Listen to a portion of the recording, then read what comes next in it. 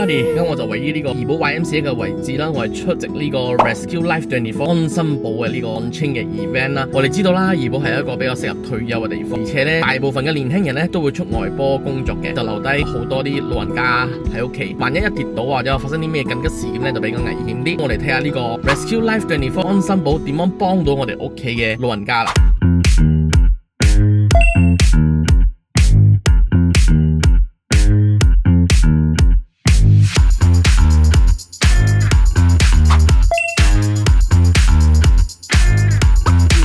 Here we go.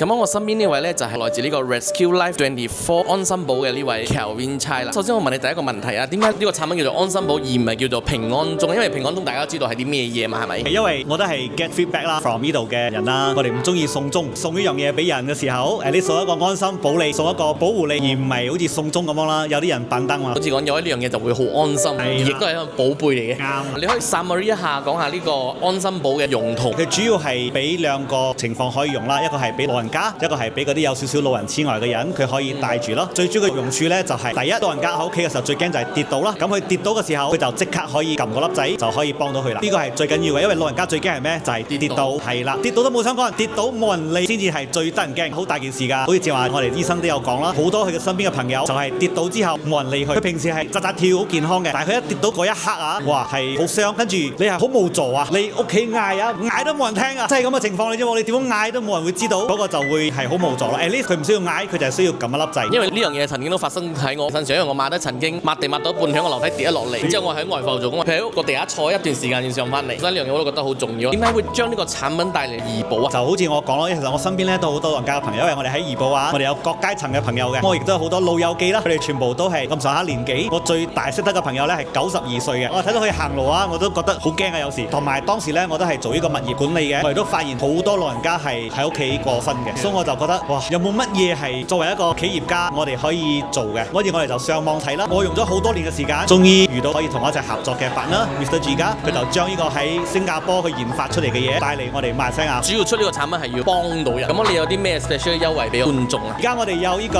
early bird 係99蚊啫，48%嘅折扣。Thank you 我哋嘅 Kelvin Chai 呢個訪問啦。Thank you，多謝你。多謝。